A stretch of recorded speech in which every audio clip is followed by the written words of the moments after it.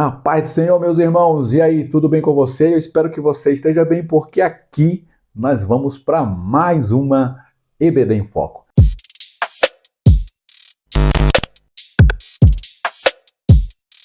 Pois bem, meus queridos, lição de número 10. Nós vamos falar um pouco hoje aqui sobre resgatando o soldado ferido.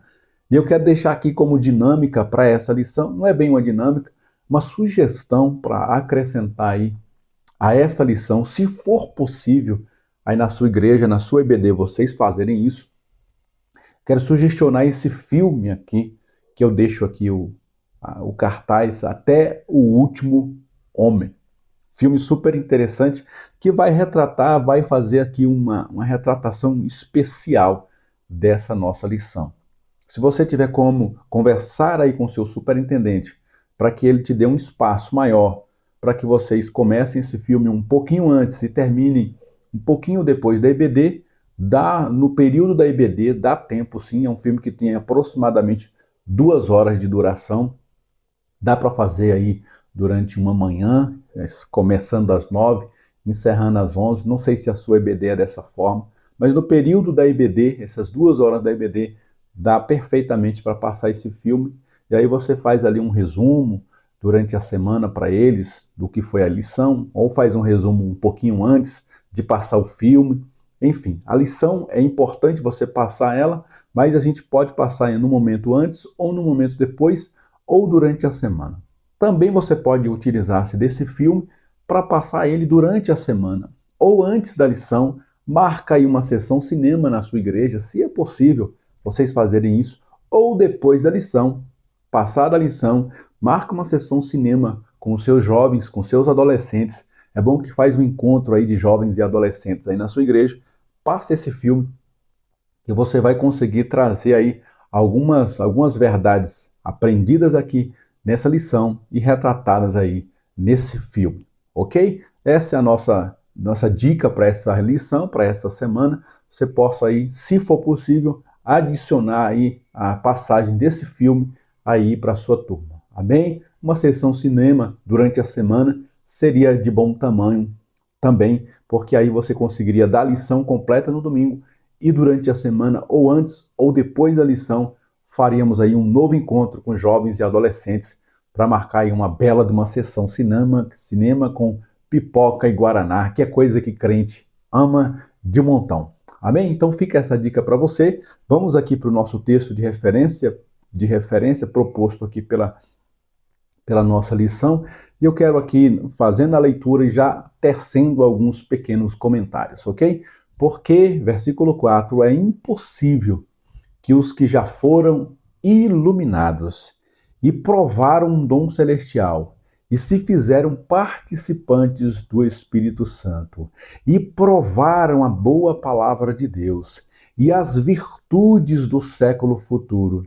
Coloco aí em destaque a palavra e recaíram, ou seja, e caíram, e voltaram atrás, e tropeçaram, e desistiram, e não avançaram, e recaíram, sejam outra vez renovados, para arrependimento, pois assim quanto a eles, de novo, crucificam o Filho de Deus e o expõem ao vitupério.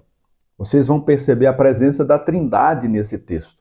Você percebeu aí a presença do Espírito Santo, você percebeu a presença do Filho, crucificaram o Filho, e você percebe a presença do Deus Pai. Então a Trindade está aí em ação. É a Trindade que produz a salvação em nós. Mas um agente muito importante que nós queremos destacar aqui na leitura desse texto é a presença do querido e doce Espírito Santo. Porque é ele que convence os homens de que eles precisam de um Salvador. Então, as pessoas que recaem, que voltam atrás, que desistem da fé, possivelmente não desistiram e não fizeram isso de uma vez por todos. Ninguém tropeça e cai de uma vez e de repente some da igreja. Você estava vendo, olhe para cá, deixa eu ministrar no seu coração. Se você é líder de jovem, de adolescente, você vai observar isso. Então, ninguém frequenta os cultos regularmente durante 1 mês, 2 meses, 3 meses, 1 ano, 5 anos, está ali na juventude, solando, cantando, tocando instrumentos, tudo certinho. Aí ele veio domingo à noite, quando deu segunda-feira, você não viu mais esse jovem, ele desapareceu. É assim que funciona? Responde para mim aí nos comentários se você já viu isso, porque eu nunca vi isso. Geralmente, como que acontece? Eles vão se afastando aos poucos. Aquilo que eles gostavam de fazer já não faz mais com aquela dedicação. Os cultos que vinham regularmente já não vêm mais direito. Aí você vai aprofundar no que está acontecendo, você vai ver que de repente tem uma namoradinha nova, um namoradinho novo, tem uma amizade na escola, é um curso que ele começou a fazer à noite e atrapalhou ele de ir para os cultos durante a semana. Aí começou a faltar só a semana, mas daqui a pouco ele começa a faltar final de semana. E depois, quando você percebe que não, ele está afastando aos poucos. E nesse processo, deixa Deus ministrar no seu coração para que você possa ministrar no coração dessa juventude. Nesse processo, o Espírito Consolador vai falar com eles. O Espírito de Deus vai falar conosco. Eu já cometi vários erros, pequei, caí, tropecei na minha juventude e hoje ainda como pastor, como líder, como obreiro, como crente mais amadurecido, a gente tropeça, a gente cai. E a primeira coisa que acontece quando a gente tropeça e cai é o que é? O Espírito Santo vem ao nosso coração e ministra no nosso coração. Ele ministra, Heraldo, não é bem assim. Heraldo, não vai por esse caminho. Cuidado com esta amizade, cuidado com isso. Aí ele usa uma situação, usa uma pessoa, usa uma pregação, usa uma música, e o Espírito Santo vai cercando a gente. Mas a gente pode fazer o que com o Espírito Santo? Ou a gente abre a mente e o coração e deixa o Espírito Santo ministrar, ou a gente simplesmente vai fechando os ouvidos e não ouve mais o Espírito Santo. Por isso que o texto que nós lemos diz que é impossível essas pessoas que caíram, que recaíram, que tropeçaram, que saíram da presença de Deus, é impossível que elas voltem. Por quê? Porque não foi uma queda brusca e repentina, foi uma ferida, quem sabe uma raiz de amargura, quem sabe uma falta de perdão, quem sabe travou em alguma área, ficou chateado com o pastor, não procurou para conversar, ficou chateado com o líder, não procurou para conversar e foi se afastando, e o Espírito Santo nesse processo ministrando, mas o coração duro como pedra não permitiu a pessoa se arrepender, se reconciliar, buscar ajuda. E aí ela foi se afastando, gradativamente se afastando. Por isso que o texto diz que é impossível que essa pessoa volte, porque aquele que poderia ter feito por ela já fez. O Espírito Santo que poderia ter levantado já buscou formas de levantar. O Espírito Consolador, que é aquele que pode trazer de volta, já buscou meios, caminhos, usou pessoas, usou situações, e essa pessoa não deu ouvido. Por isso que eu digo que o texto está correto ao dizer que é impossível, porque os meios que o Espírito Santo tinha para fazer com que essa pessoa não tropeçasse na fé, ou tropeçando na fé, se levantasse, a pessoa se recusou a ouvir a voz do Espírito Santo. Mas deixa Deus ministrar no seu coração, mais uma vez, para que você ministre ao coração dessa juventude. Por mais que a gente tenha tropeçado, recaído e voltado atrás, nós ainda temos esperança na misericórdia de Deus que pode resgatar o mais vil pecador. Se a gente crê que Deus pode resgatar um craqueiro, um traficante, uma prostituta, um assassino que está preso agora lá na Papuda, Deus pode resgatar o homem mais vil, a mulher mais vil, a mulher mais suja, enlameado no pecado, aprofundado no pecado e transformar ele numa nova criatura. Por que a gente não creria que Deus pode salvar uma pessoa que foi criada na igreja, que já cantou em conjunto de criança, em conjunto de adolescente, em conjunto de jovens, e que durante a sua juventude tropeçou, se afastou da presença de Deus?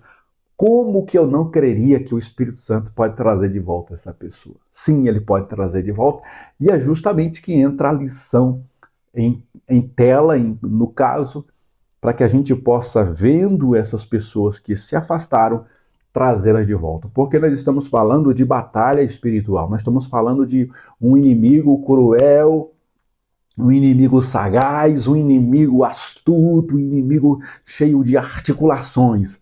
E ele vai buscar fazer com que vários e vários servos de Deus venham a desistir da fé. E ele ganhando êxito com isso, obviamente que não é o fim para essas pessoas, porque aí entra o exército de Cristo, o exército da salvação, o exército da libertação, o exército de amigos e de irmãos que vai trazer essas pessoas de volta. Por isso a indicação deste filme, é importante você passar esse filme ou durante a semana, ou pós a aula, ou durante a aula. Arrume um tempo e, por favor, passe esse filme que vai acrescentar muito aí na vida dessa juventude, ok? Além da gente também trazer um aspecto também de parceria, de unidade, trazer eles para perto, fazer ali uma sessão cinema com eles, vai ser tudo de bom, amém? E é uma oportunidade também para a gente convidar outros que estão afastados, aqueles que tropeçaram, que estão caídos, a gente abraça, é uma estratégia, a gente chama eles, vamos assistir um filme com a nossa juventude, nós vamos marcar um encontro lá na casa do fulano, do Beltrano, lá na igreja, vem com a gente assistir um filme, vai ser bom, vai ser um filme legal, a gente vai comer uma pipoca, vai tomar um refrigerante, vai ter ali uma sobremesa, venha com a gente, venha participar desse filme com a gente, aí você traz a pessoa, a temática do filme é interessante, no final você faz um resumo aqui dessa lição de novo e traz esse jovem de volta e resgata ele de volta para o reino de Deus. Amém? Glória a Deus. E aí a nossa introdução diz assim, ó, na batalhas, muitos cristãos ficam pelo caminho. Isso é verdade. Não sei se você, durante a sua caminhada como jovem, depois você se casou, se tornou um adulto, um obreiro, um líder, quantas pessoas você já reparou que já ficaram pelo caminho? Eu já perdi as contas. Quantas pessoas, infelizmente, tropeçaram e ficaram pelo caminho. Isso aqui é a verdade. São abatidos pelas lutas, pelas tribulações, pelas tentações. A igreja do Senhor deve, como um hospital que recebe os doentes, tratar as suas enfermidades, curar as suas feridas e lhes possibilita voltar plenamente recuperados para seguir em frente. Nós somos, irmãos, a igreja do Senhor. E a igreja do Senhor não é formada por gente perfeita. A gente é formado por pessoas que eram tortas e foram ajeitadas pelo carpinteiro de Nazaré. Pessoas caídas que foram colocadas em pé pelo Espírito Santo. E a gente está aqui hoje lutando o tempo todo. E amanhã a gente pode tropeçar e pode cair. Ora bolas, se a gente quando estava lá fora, alguém foi atrás de nós e resgatou e trouxe para dentro do aprisco, por que que alguém que já foi do aprisco, que tropeçou, a gente fica assim dando de ombro e dizendo, eu fiz de tudo, eu falei para ela, eu falei para esse jovem, eu disse para ele. Sim, você disse, esse era o seu papel.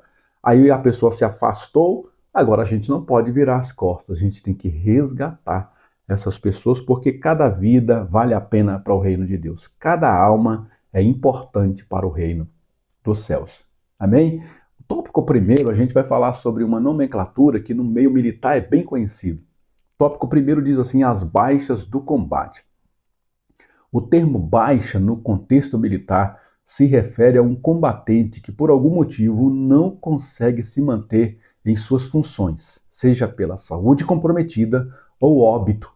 Vejamos alguns motivos que causam baixas ao longo da batalha espiritual. Então, no contexto militar, quando a gente fala assim que um companheiro nosso está em baixa, que ele foi baixado, é porque ele saiu ali das fileiras daquele pelotão, daquele agrupamento, e por algum motivo, durante algum tempo ou definitivamente, ele não pode mais combater conosco.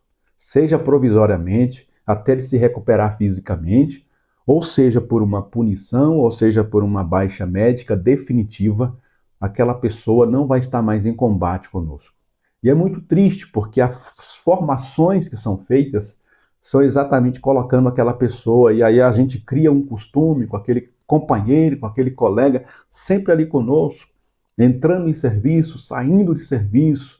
É sempre importante aquela pessoa, porque há treinamentos, a gente treinou, a gente foi capacitado juntos, a gente trabalha um tempo, ele sabe como que eu me comporto, como que ele se comporta, quando eu estou passando a dificuldade, ele já entende, a gente se entende facilmente. Então aquele companheiro, ele era uma peça fundamental na equipe, e agora, infelizmente, ele sofreu uma baixa, ele vai ficar um tempo afastado, ou ele não pode nem voltar mais para esse agrupamento, ele vai ter que ser recolocado em uma outra situação, talvez administrativa, e nessa parte da tropa ele não estará mais. É muito triste isso. E a revista vai trazer justamente essa linguagem da baixa militar para mostrar para nós que no meio cristão a gente pode sofrer sim baixas. Pessoas que estavam vivendo o seu auge, vivendo uma vida espiritual fenomenal, jovens que estavam vivendo ali como músicos, como líderes, como auxiliares, como obreiros até da casa do Senhor, e de repente a gente vê que eles não estão mais ali, estão entristecidos, estão encostados num canto, estão ali precisando de acompanhamento. E aí é onde entra aqueles que estão sãos, aqueles que estão sadios, porque é para isso que nós fomos chamados. Em nome de Jesus, e a gente entra no tópico 1.1, a primeira causa aí da baixa, que a gente chama de baixa nas nossas fileiras de combate, é o amor se esfriando. Em Mateus 24, 1 ao 14, Jesus, em seu discurso sobre as últimas coisas, fala sobre eventos que acontecerão, tais como chegada de falsos profetas, o aumento da iniquidade. Com isso, o amor de muitos esfriaria. Iniquidade, do grego anomia, significa desprezo e violação da lei. Pecado. Então, iniquidade é pecado. Muitas pessoas se afastam, deixando de congregar por conta da prática do pecado. Muitos querem que a Bíblia se adeque ao seu estilo de vida e não o contrário. Não se submetem à palavra, não aceitam ser por ela confrontados.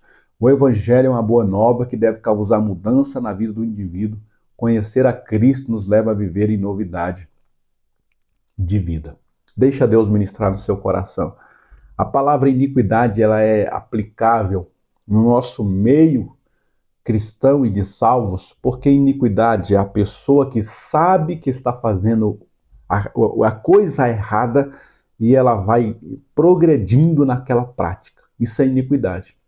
Uma pessoa que não tem consciência do que está fazendo, nunca foi aconselhada naquilo, nunca foi instruída naquilo, ela não pode praticar a iniquidade. A iniquidade é praticada por alguém que sabe que está fazendo errado, mesmo sabendo que está fazendo errado, ela dá de ombros e ela diz: eu não me importo com isso. O amor vai se esfriando, vai se perdendo o temor.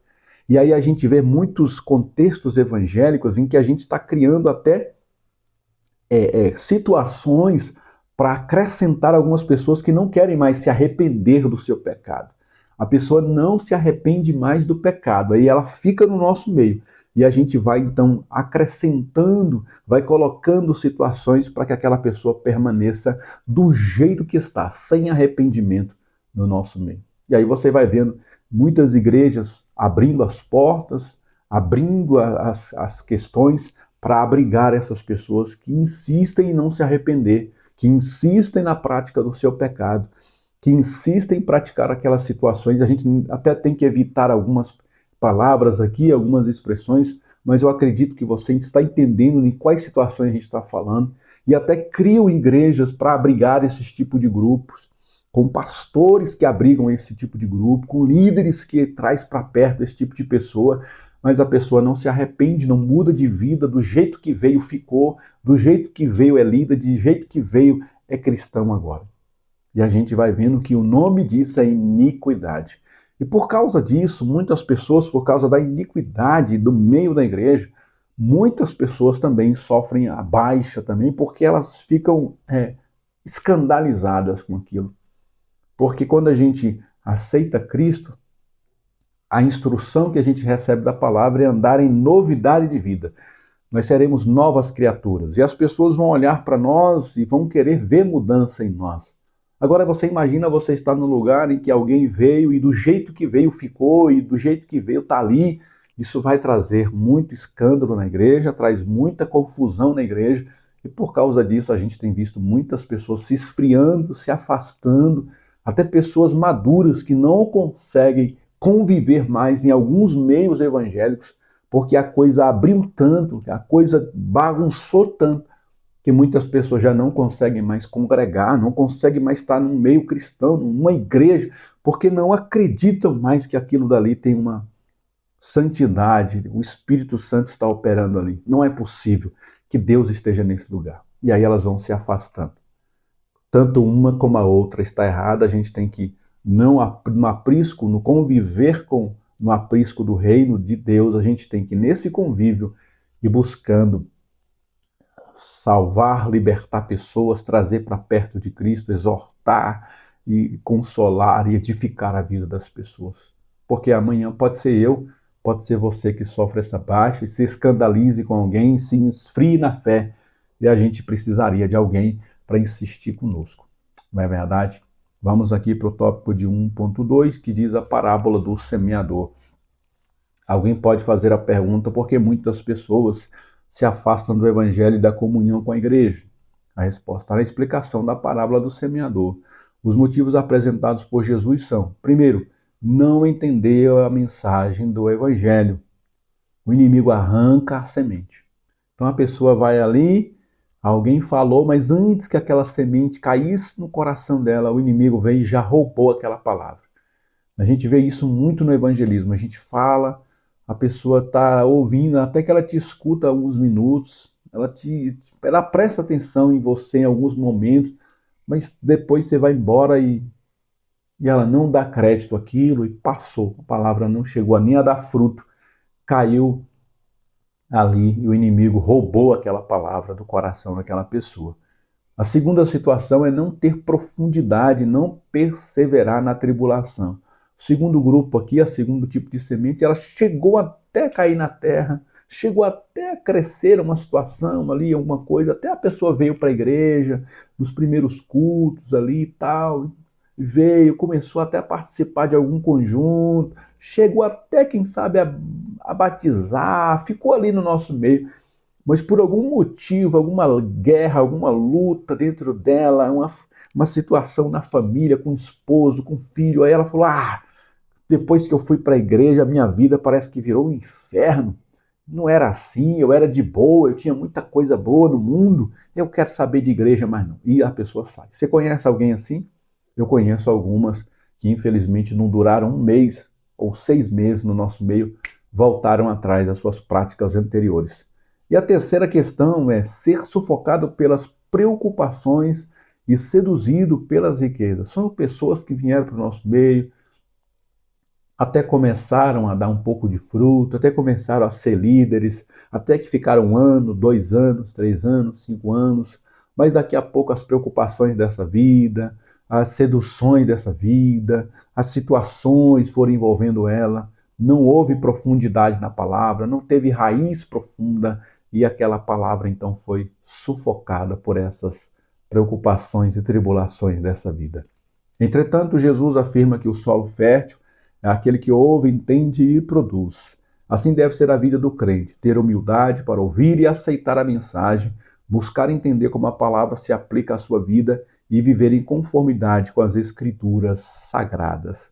Glória a Deus. E aí a quarta situação, né, é aquela que a semente cai na boa terra e a pessoa sim vem a produzir frutos e ela tem raiz profunda, tem estrutura, tem base sólida. Conhece alguém dessa forma?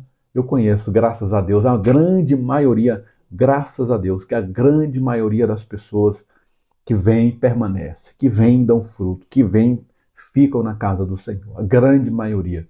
Obviamente que cada baixa é importante, cada pessoa que abandonou entristece o nosso coração, mas nós também temos que louvar a Deus pela vida daqueles que estão lutando até hoje, estão firmes até hoje.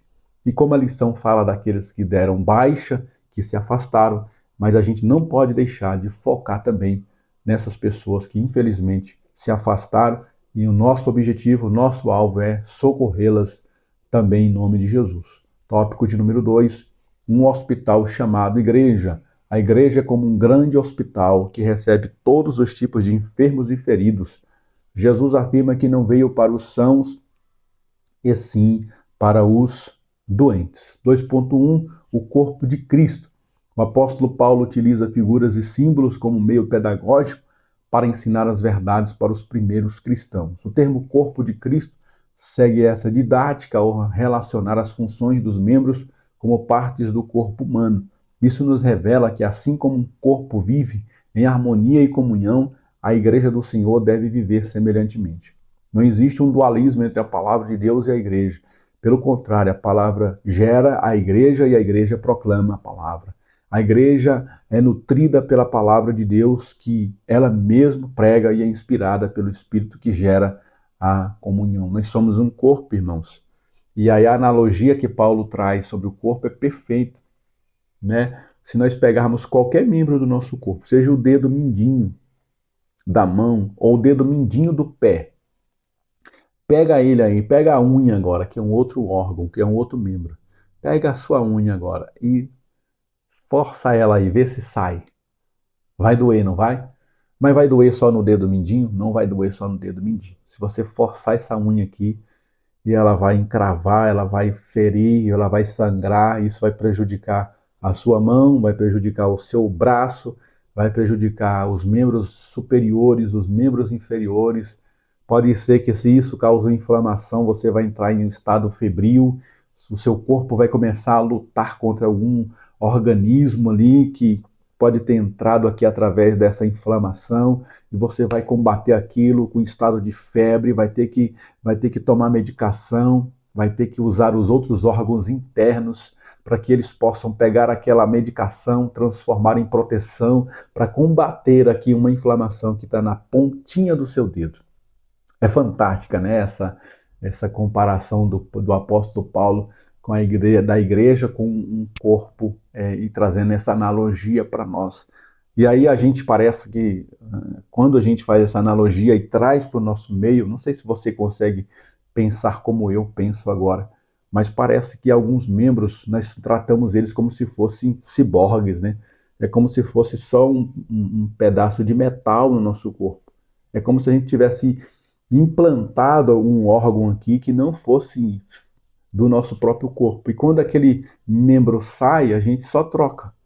Não é isso? Parece que quando esse dedo sair daqui, aí a gente pega e troca por outro, coloca, encaixa aqui, parafuseia, pronto, parafusou, pronto, tá aqui de novo. Ó. Não é essa a impressão, irmão, que a gente parece que tem nas igrejas? Que as pessoas são substituíveis, que as pessoas não fazem falta. A pessoa falta um culto, um mês, uma semana, some e a gente não percebe a ausência dela. A gente continua na nossa rotina, a gente continua nos nossos afazeres, a gente continua nas nossas programações, a gente vai para os cultos, a gente vai para as orações, a gente vai para o seminário, a gente vai para o estudo, a gente vai para a escola bíblica, e a gente vai fazendo, e vai se envolvendo, e faz congresso, e faz seminário, e faz festa, e faz recreio, e faz passeio, e faz retiro, e a agenda não para, não para. E aí passou um ano, de janeiro a janeiro, passou um ano, a pessoa não frequentou mais o nosso meio e a gente sequer parou para refletir: cadê aquele jovem? Cadê aquela irmã? Cadê aquela pessoa? E sabe qual é o nosso problema? É porque a gente acha, hoje eu como pastor, eu sei do que eu estou falando, a gente acredita que o pastor, por ser o pastor, ele tem a obrigação de saber de tudo, de todos os detalhes. Não, irmão, a gente não consegue. Por mais que a gente queira, por mais que a gente lute, a gente não tem como saber de todos. Para isso a gente colocou líderes nos jovens, nos adolescentes, nas crianças, nos homens, nas mulheres. Para isso a gente tem um grupo de familiar, para isso a gente tem um grupo de aconselhamento, um grupo de casais. Porque às vezes, irmãos, eu estou resolvendo um BO, uma situação com um casal, com uma família, e eu estou gastando ali algumas horas, alguma semana, alguns dias em oração, resolvendo uma situação de quase divórcio, estamos ali envolvidos, preocupados com o obreiro que está se afastando. Enquanto eu estou resolvendo esse problema aqui, uma pessoa ficou vulnerável de lá. E é onde o diabo vem e entra e abate com ela. Então o pastor não consegue acompanhar todo mundo em loco e ao mesmo tempo. É para isso que a gente coloca lideranças. Enquanto eu estou aqui organizando alguma coisa com uma família, o jovem está sendo cuidado pelo líder de jovens. Aquela irmã que se afastou durante o culto, a pessoa pegou o telefone e falou: irmã, senti sua falta na semana. qual é que é a pessoa mais indicada, irmão, para preocupar com alguém do que você que senta do lado dela? Responde para mim aí. Você todo culto senta do lado daquela pessoa. Todo culto você senta do lado daquele obreiro, daquele irmão. E o pastor, coitado, está lá na frente por causa da posição dele, por causa da liderança dele, está lá em outra margem da igreja, principalmente em igreja grande demais. O pastor está lá, nunca sentou do lado dessa pessoa. E aí você quer que o pastor que nunca sentou do lado dessa pessoa se preocupe com ela, sendo que você que senta todo dia do lado dela, todos os cultos você viu que esse irmão só sentava naquele banco, você só sentava naquele banco, você só frequentava a igreja e sentava naquela parte da igreja. Aí você notou que o irmão sumiu, você viu que ele não está mais lá e você não se preocupou. Sabe por quê? Porque a gente acredita que o pastor está preocupado com todo mundo, que o pastor está acompanhando todo mundo, e isso é um engano, irmãos. Nós, pastores, não damos conta de todo mundo. E aí entra essa grande analogia do apóstolo Paulo. Nós somos um corpo, irmãos. Então a mão, ela se preocupa com a outra, o dedo se preocupa com o outro dedo. Tenta pegar um objeto sem o seu dedão, irmão. Você já tentou fazer isso? Você não vai conseguir. Se você arrancar e amputar esse membro aqui, você não consegue pegar nada. Você não consegue segurar nada. Você não consegue segurar sem esse dedão. Você não consegue. Por mais que você force, você não consegue, você não tem força. Quem vai dar a força e a firmeza é o dedão.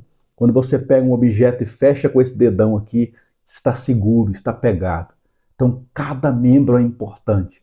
Então, se um membro faltou, quem tem que perceber que o primeiro membro a sentir a ausência do dedo mindinho deveria ser o dedo anelar. E assim por diante, até passar pela mão, pelo corpo, até perpassar por todos os membros. Quando essa outra mão sentir falta desse órgão aqui, essa daqui já entrou em estado de putrefação. Possivelmente ela já está toda inflamada quando essa inflamação prejudicar esse braço. Mas qual deveria ser o braço que deveria ter agido primeiro? Esse braço deveria ter feito o seu trabalho antes de qualquer outro. Por isso a gente departamentaliza a igreja, irmão. A coisa mais acertada que a gente fez foi dividir a igreja em departamentos, em seções. Então tem casais, tem jovens, adolescentes, crianças, homens, mulheres, líderes, obreiros do altar, diáconos, diaconisas. E a gente fracionou a igreja para que cada parte se ajudasse. O líder dos diáconos preocupa no treinamento, nas escalas dos diáconos, para que eles não faltem escala, como que eles estão, como que eles estão se comportando. Olha, diácono veio com a vestimenta não adequada para ficar na porta. A primeira pessoa a abordar ele, a corrigir ele, deveria ser o líder dos diáconos. Foi para isso que o pastor te colocou lá. O jovem está vindo para a igreja, está se distanciando, veio um culto, faltou 3. A primeira pessoa a ligar para esse jovem deveria ser o líder dos jovens. Os integrantes dos jovens. O músico tem 3 ensaios que não vem no ensaio. O tecladista faltou os últimos 3 ensaios. Cadê você, líder da equipe de louvor, que não ligou para ele? Ficou esperando quem? O pastor ficou esperando quem? Falar com ele, se você não falou antes. Amém, irmãos? Que nós possamos, dentro dessa analogia, desse corpo de Cristo que o apóstolo Paulo traz aqui em 1 Coríntios, usarmos de todas as ferramentas possíveis para não deixar nenhum membro se distanciar da presença de Deus. Aleluia! Que maravilha está sendo essa lição, né? Não sei se você está curtindo aí, mas tem sido top internacional aqui essa lição para mim e para a edificação da minha vida espiritual. 2.2, o templo do Espírito Santo. Paulo utiliza o termo templo do Espírito Santo da mesma forma didática para mostrar sua semelhança com a igreja. O primeiro componente desse prédio é o seu alicerce, que é Cristo. Sua pedra angular e de esquina, que serve tanto para edificação para os cristãos e de escândalo para os ímpios. Este templo é a morada e a habitação do Espírito Santo, pois ao habitar a igreja, ele transmite sua vida a ela. O Espírito, portanto, mora na igreja do Senhor, que somos nós. A igreja é a comunidade dos santos, a assembleia dos justos, o povo remido e lavado no sangue do Cordeiro. Não há como ser igreja e não pertencer a esse povo. Nós somos o templo do Espírito Santo. E o templo do Espírito Santo que somos nós, dentro dessa analogia do corpo, ele vai usar os membros para também ajudarem uns aos outros. Então, irmão, toda vez que você se recusa a ajudar um irmão caído, você está sendo desobediente ao Espírito Santo que habita dentro de você, porque você não está se movimentando naquilo que o Espírito Santo requer de nós. Essa unidade, esta ajuda mútua, o Espírito Santo vai erguer pessoas, para levantar pessoas, para abençoar pessoas, para salvar pessoas, para evangelizar pessoas, para segurar na mão de pessoas. Tudo isso vai ser feito através de pessoas que permitem o Espírito Santo falar com elas. Amém? Então não endureça o teu coração, deixa o Espírito Santo ministrar na tua vida. Sempre eu gosto de desafiar as pessoas assim. Quando você for para o culto, irmão, não se preocupe só em ser abençoado, em dizer assim, poxa, mas hoje o culto foi para mim, que maravilha. Óbvio, tem dias que a gente precisa se concentrar e pedir a graça de Deus, e chorar, e cultuar a Deus. Tem dia que a gente precisa disso. Sim, eu já fui muitas das vezes para isso. Mas também eu já fui muitas vezes para o culto para olhar e observar alguém, e me encostar diante de alguém, sentar do lado de alguém, e ministrar na vida de alguém. Já fui para a igreja muitas vezes assim. Hoje eu vou oferecer uma carona para esse irmão. Hoje eu vou levar essa família em casa. Hoje eu vou ministrar na hora da oração. Na hora de apresentar os visitantes, eu vou grudar nesse cara aqui. Na hora de cantar uma canção, eu vou somar com aquele irmão, com aquela pessoa. Já vi vários cultos em que eu fui para a igreja não só para receber, mas para ministrar na vida de alguém. Amém, meu irmão? Então faça essa experiência. Vai um dia para um culto, se apresente para o culto falando assim, hoje eu vou ser bênção na vida de alguém. Eu vou permitir que o Espírito Santo me use para ministrar na vida de alguém. Conta-se um determinado pastor, e essa história é verídica, ele contou isso para nós, que ele foi para um culto, dirigiu o culto e na hora da pregação ele foi pregar. E ele estava pregando, uma palavra boa, abençoada. De repente, no meio da pregação, o Espírito Santo falou com ele, deixa o microfone aí, vai lá naquele último banco e dê um abraço naquele jovem. Dê um abraço naquele homem. Aí ele pensou, Espírito Santo, peraí, eu estou no meio de uma palavra. Como que eu vou deixar a mensagem? Eu nunca fiz isso, eu não sou de fazer isso. Eu vou largar tudo aqui, vou deixar o microfone, vou lá abraçar uma pessoa, Espírito Santo. E ele ficou ali 1 minuto lutando com o Espírito Santo. Nesse 1 minuto que ele está lutando com o Espírito Santo, questionando, lá no último banco havia um rapaz sentado, que ouviu aquela palavra que ele havia ministrado até ali.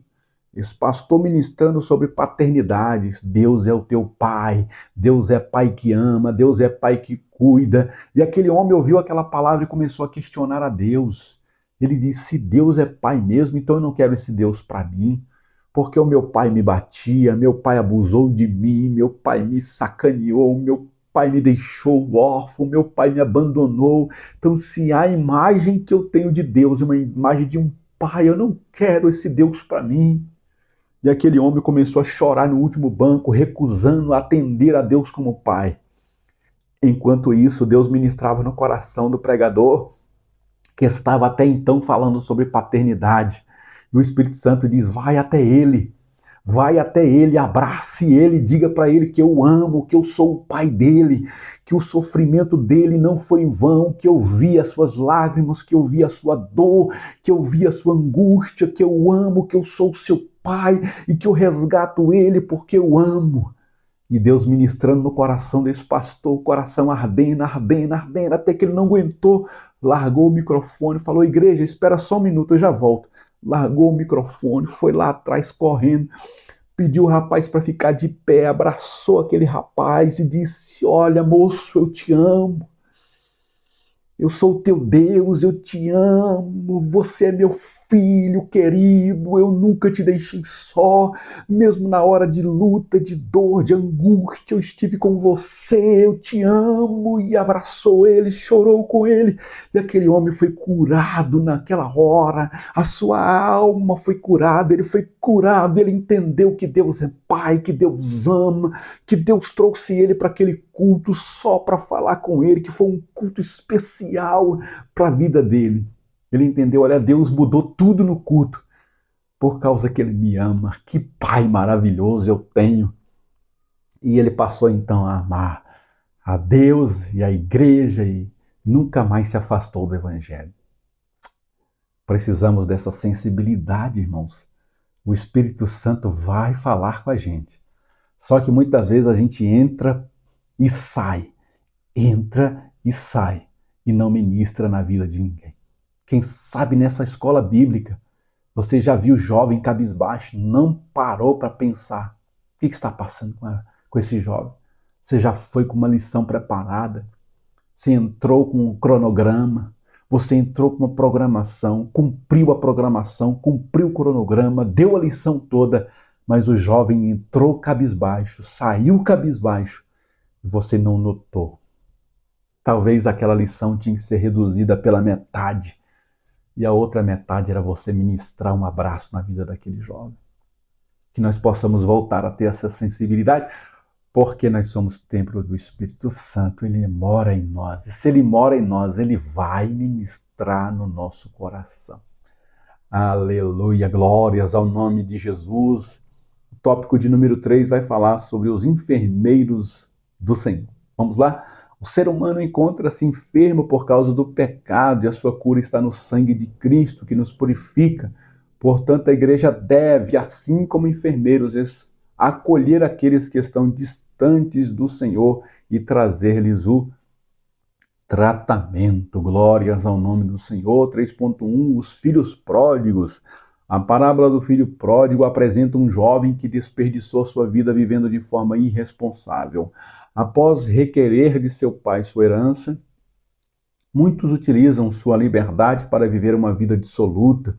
Com isso, abandonam a comunhão da igreja e buscam outras coisas para se ocupar. O primeiro indicativo de que uma pessoa está se afastando é sua ausência das reuniões, cultos e estudos. É aquilo que eu falei lá no início, né? Então, ninguém se afasta do nada, ninguém desaparece por desaparecer.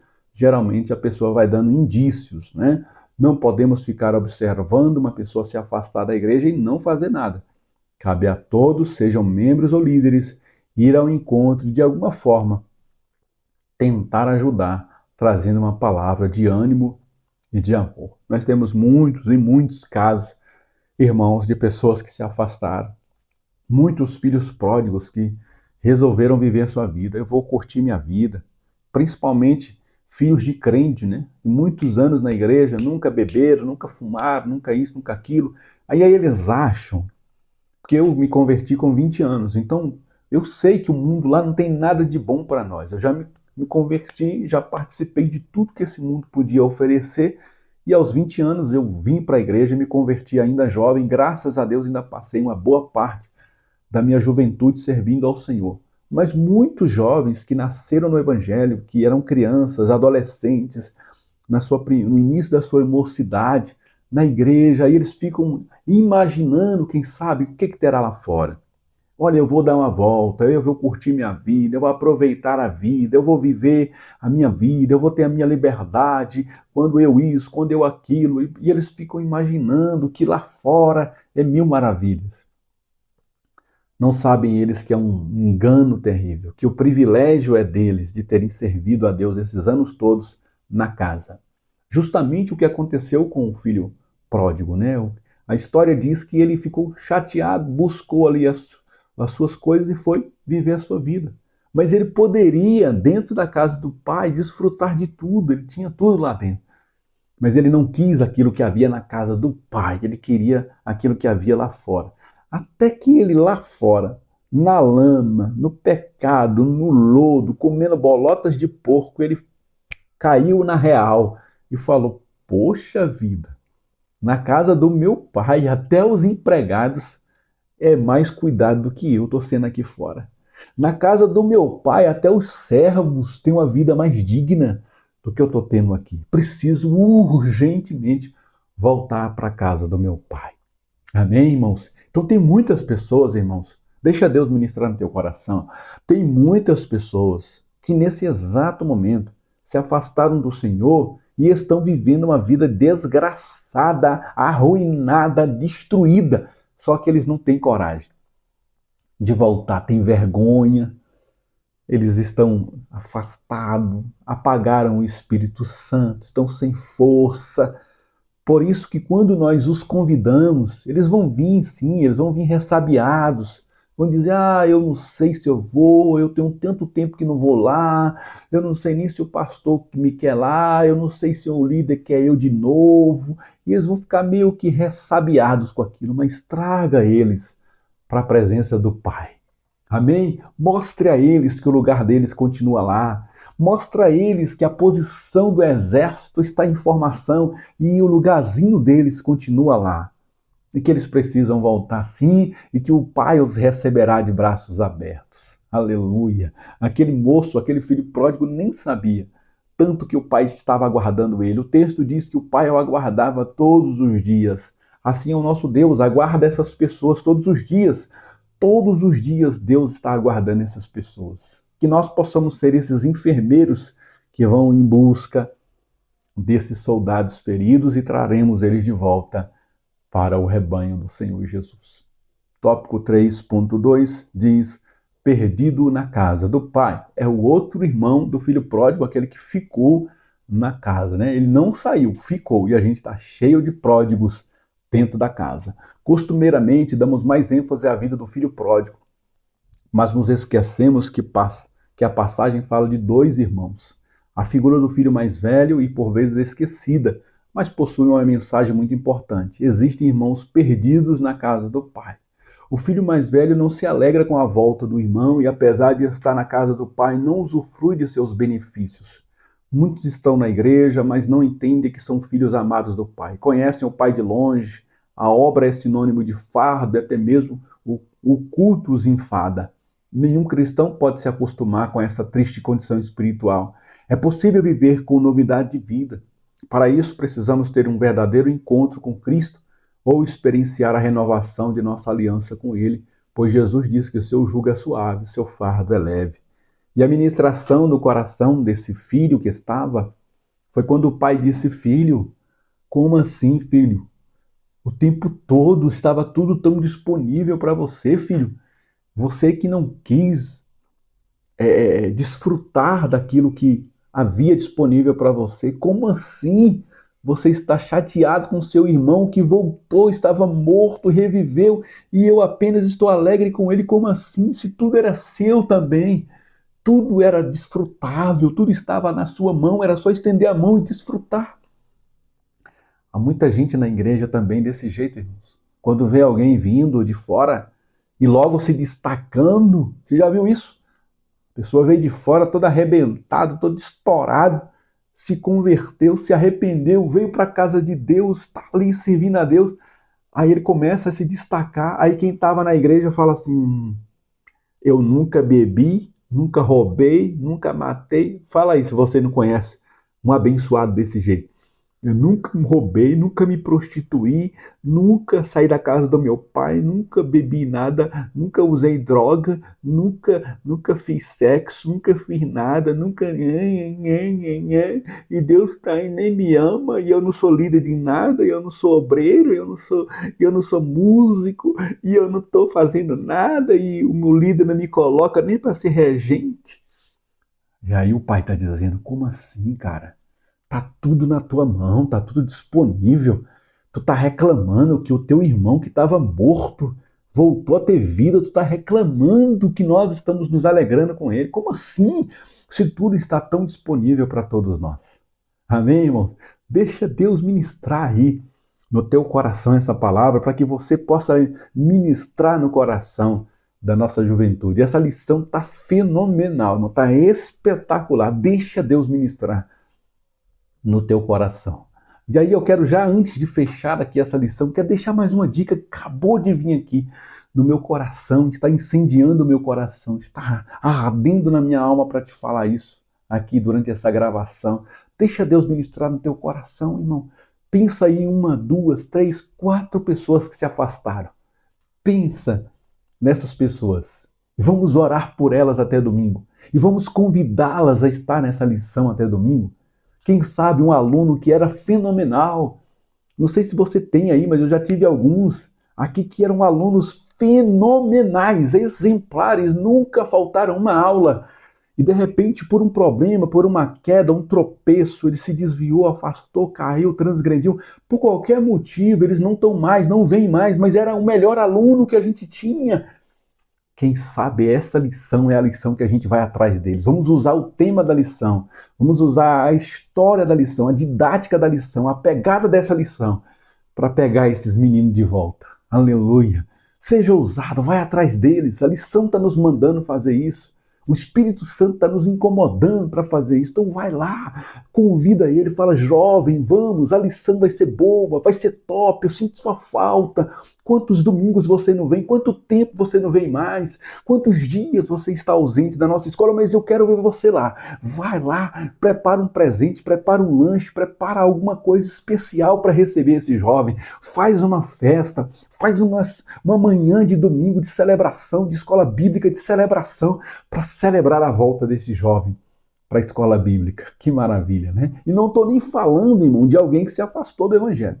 Tô nem falando, porque aí a festa é maior. Tô falando de alguém que era aluno e não está mais como aluno. Que era alguém que vinha para a IBD e não está vindo mais. Entristeceu, começou a trabalhar e se embolou todo com os horários e parou de vir para a IBD. Convida ele.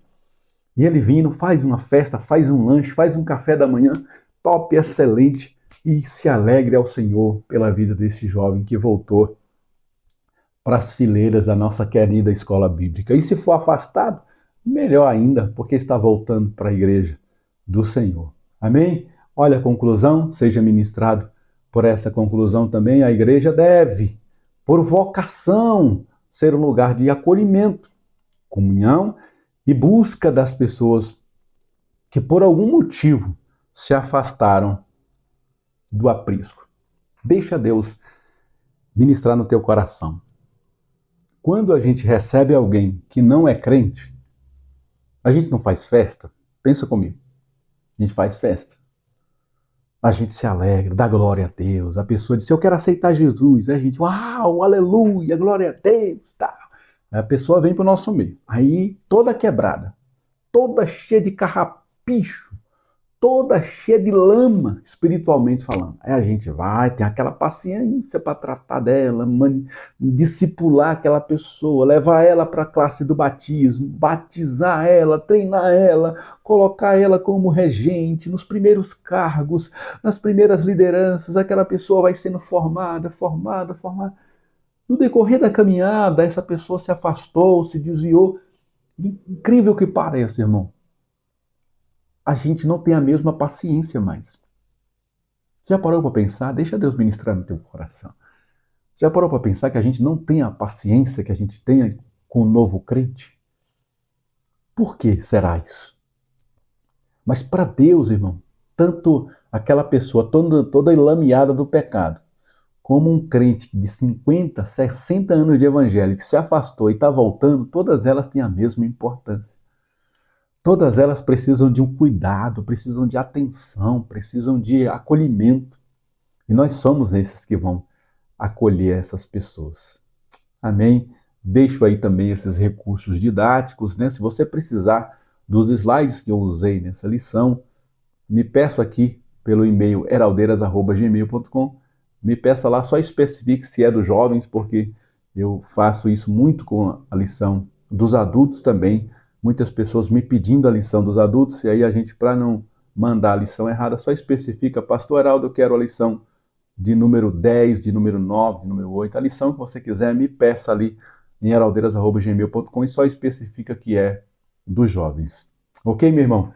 Deixa Deus ministrar no teu coração, conversa com o superintendente, peça para ele deixar você passar esse filme, faz um resumo dessa lição, ministra na vida dos nossos jovens, convida pessoas que não são crentes ou que estão afastadas ou que são crentes, mas que não vêm na EBD, que são crentes, mas que não estavam vindo na escola bíblica para assistir essa aula. Deixa Deus te usar, é um desafio grande, então ore durante a semana, busque direção, busque sabedoria, deixa Deus te usar. E aqui eu me despeço desta lição. Até a próxima EBD em Foco, se Deus permitir. Fique na paz do Cristo.